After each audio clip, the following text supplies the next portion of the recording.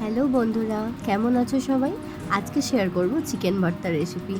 এর জন্য কি করতে হবে, প্রথমে কড়াইয়ে জল দিয়ে গরম মশলা কিছুটা দিয়ে একটু নুন দিয়ে চিকেনগুলোকে এইভাবে একটুখানি সেদ্ধ করে নিতে হবে। চাইলে তোমরা বড় বড় মাংসের পিস দিয়েও এটা করতে পারো। এটা মোটামুটি 5-7 মিনিট পরে দেখো এইভাবে সেদ্ধ হয়ে যাবে। এর জন্য জাস্ট মশলা একটা বানিয়ে নেব। কড়াতে তেল দিলাম, তেল দেওয়ার পরে এখানে যে পেঁয়াজ কুচিটা 3 থেকে 4টে মতো পেঁয়াজ ছিল, তো পেঁয়াজ কুচিটাকে এখানে কোনো ফোড়ন দিতে লাগবে না, জাস্ট তেলের মধ্যে, এটা আমি সাদা তেলেই করছি কারণ সাদা তেলের এর টেস্টটা অনেকটা বেশি ভালো আসে, তাই আমি সাদা তেলেই পুরো রান্নাটা করব, সাদা তেল আর বাটার ইউজ করব। তো প্রথমে কড়াতে সাদা তেল দিয়ে এই পেঁয়াজটাকে এরকমভাবে কেটে, মোটামুটি খুব পাতলা কাটারও দরকার নেই কারণ এটাকে আমি পরে পেস্ট বানাবো। এইভাবে একটু পেঁয়াজটা ব্রাউনিশ কালার চলে এলে এর মধ্যে আমি দিয়ে দিচ্ছি আদা রসুনের পেস্ট। আদা রসুনের পেস্টটা 2 চামচ মতো দিয়েছি। তো 2 চামচ মতো আদা রসুনের পেস্ট দিয়ে এবারে এই সমস্ত মশলাটাকে একটুখানি কষতে হবে। এবার আদা রসুনের একটা ফ্লেভার দেখবে, ভাজা ভাজা একটা গন্ধ এলে এরপরে আমি দিয়ে দিচ্ছি টমেটো কুচি আর লঙ্কা, ঝালটা পরিমাণ মতো দিয়ে দেবে। এরপর হলুদ গুঁড়ো, কাশ্মীরি লঙ্কার গুঁড়ো দিয়ে এই পুরো মশলাটাকে আমি খুব ভালোভাবে কষিয়ে নেব যতক্ষণ না টমেটোটা একটু গলে আসছে। তো এই মশলাটা বেশ কষিয়ে একটু তেল ছাড়তে হবে। এরপরে আমি এর মধ্যে দিয়ে দিয়েছি 7 থেকে 8টার মতো কাজু। কাজুটা আগেও দিয়ে দিতে পারেন, বাট আমি কাজুটা একটু পরেই দিয়েছি। তো এবার এই সমস্ত মশলাটাকে, এর মধ্যে আর কিন্তু কিছু দিতে লাগবে না, পারলে একটু সামান্য নুন দিয়ে দেবেন।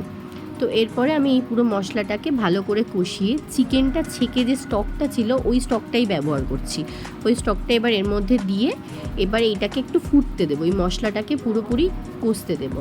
এইদিকে দেখছেন যে চিকেন যেটা সেদ্ধ হয়ে গিয়েছিল ওটাকে এইভাবে শ্রেড করে নিতে হবে, এইভাবে ছিঁড়ে ছিঁড়ে মাংসগুলোকে হাড় থেকে আলাদা করে আমি রেখে দিয়েছি। এই মশলাটা পুরো কষা হয়ে গেলে ঠান্ডা করে ভালো করে পেস্ট করতে হবে।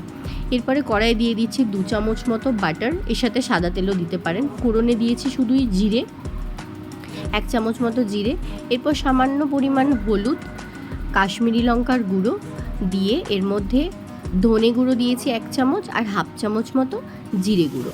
এরপর যে পেস্ট করা মশলাটা ছিল ওই সমস্ত মশলাটা আমি এর মধ্যে দিয়ে পুরো উপকরণটাকে খুব ভালোভাবে কষাতে হবে। কিছুটা কষানোর পরে একটা ফ্যাটানো টক দই রেখেছিলাম, তো ওই ফ্যাটানো টক দইটাকে এই গ্রেভিটার সাথে ভালো করে মিশিয়ে নিতে হবে। এরপরে দেখো চিকেনের যে শ্রেড করে চিকেনটা রাখা ছিল ওই চিকেনটা আমি এর মধ্যে দিয়ে দিচ্ছি, দিয়ে এবার এই সমস্ত উপকরণটাকে মোটামুটি 10 থেকে 15 মিনিট মতো এই মশলাটার সাথে চিকেনটাকে খুব ভালোভাবে মিশিয়ে নিতে হবে।